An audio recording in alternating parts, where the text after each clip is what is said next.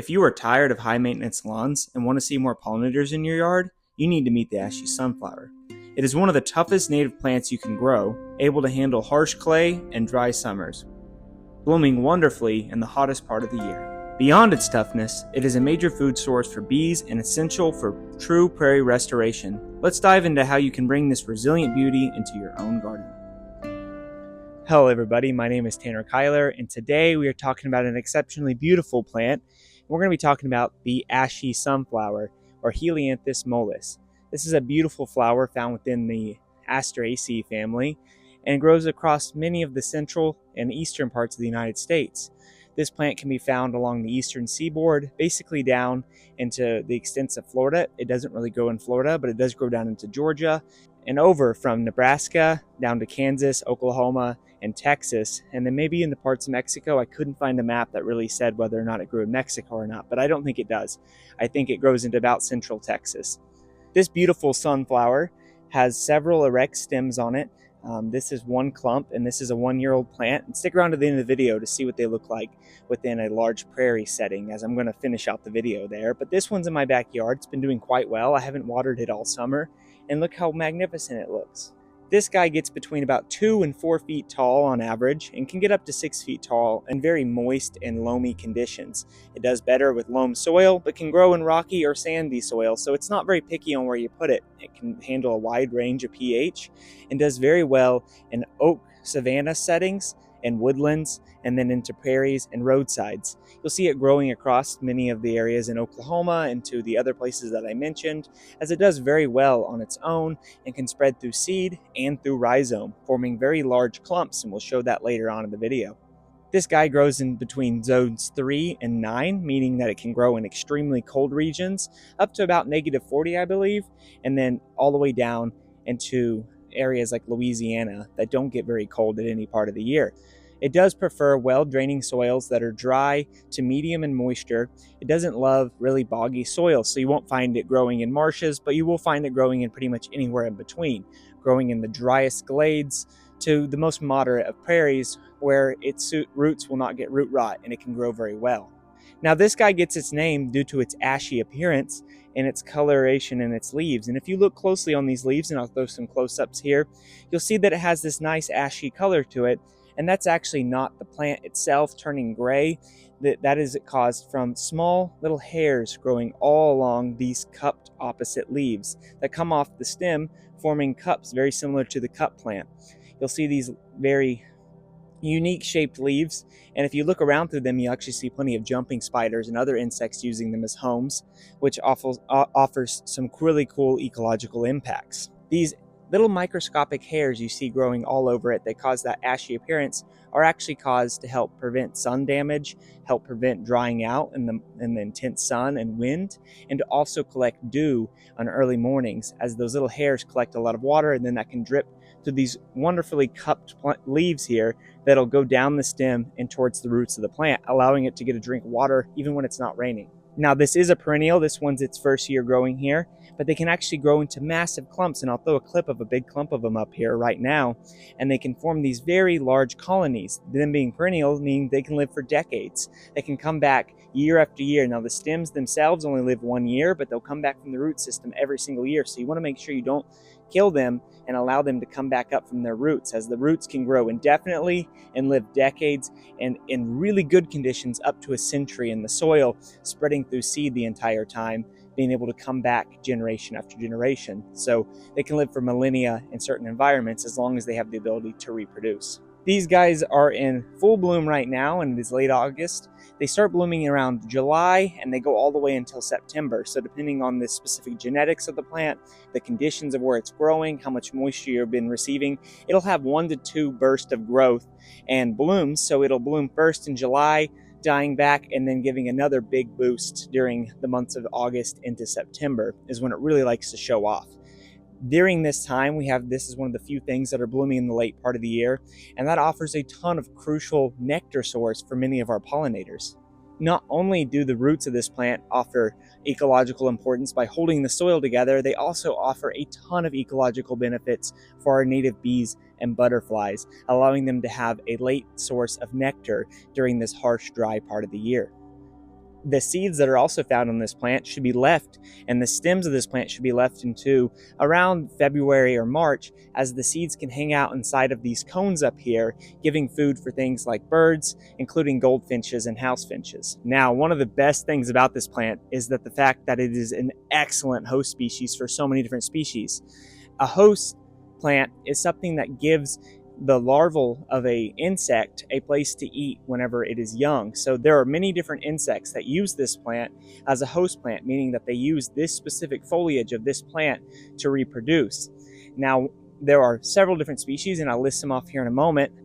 But just to start, they have 69 species of just moths and butterflies that use the leaves of this plant to reproduce as a larval host, which is really incredible considering some species only give 1 or 2 benefits to a few different species.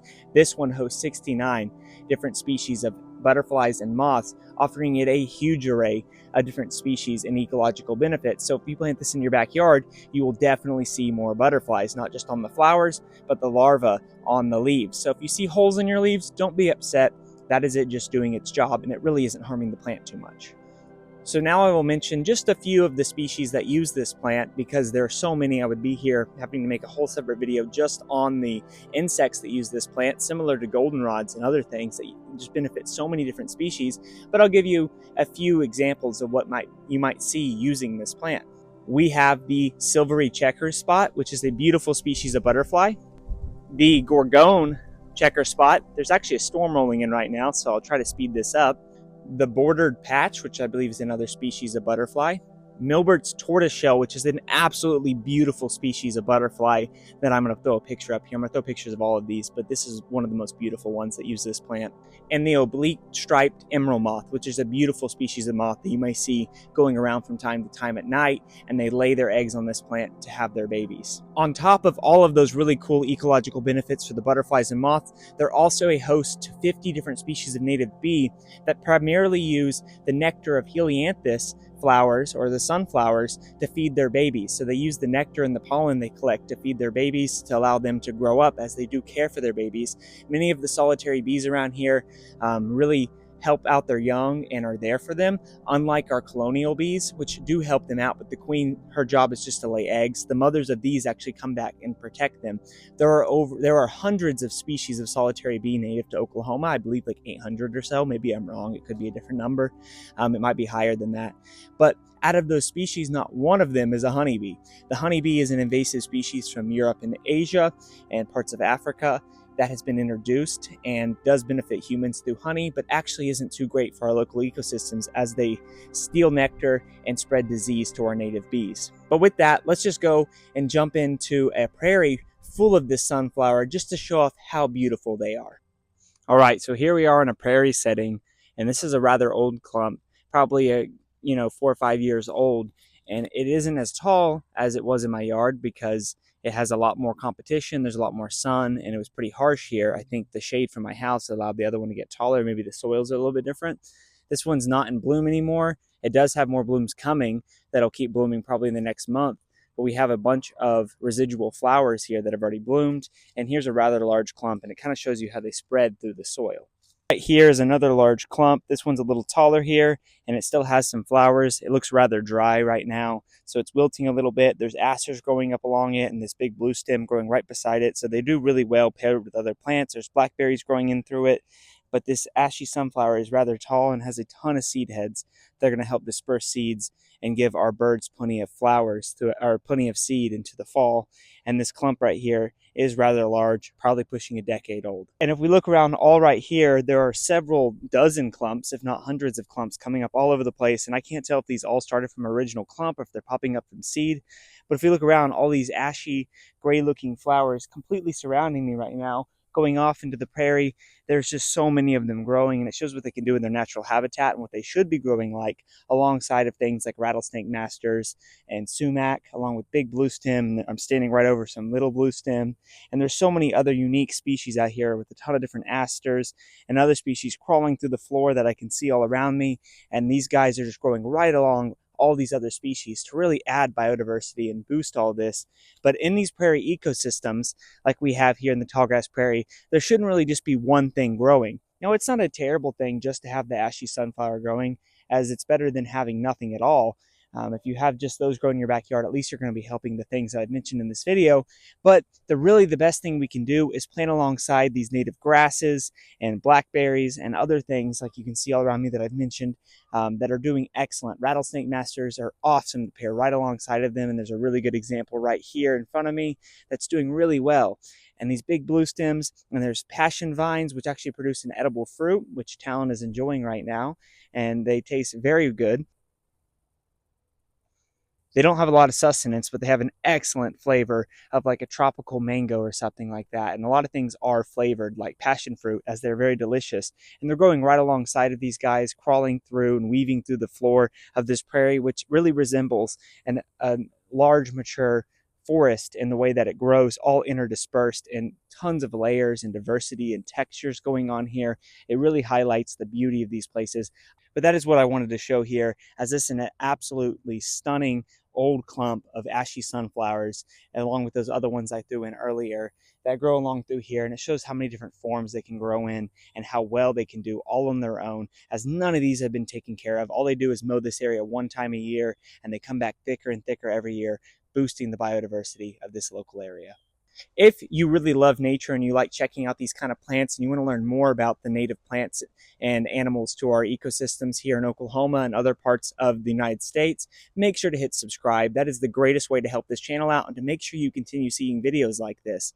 Subscribing, liking, and commenting really help boost this channel, and is the best thing you can do to help it gain traction in order for these educational videos to one day start making profits. And every single dime ever made by this channel we put right back into protecting nature, restoring habitats, and purchasing land to protect these amazing species into the future for our future generations to be able to see what we have here today. If you have any questions or concerns with this video, make sure to comment, as I try to reach out to each and every one of you to let you know I'm there, and I'll answer any questions I missed in this video and also comment on any concerns you have with this plant. If you haven't already, make sure to hit that bell notification button so you don't miss any cool plant videos that I put out. I put about 2 videos out a week.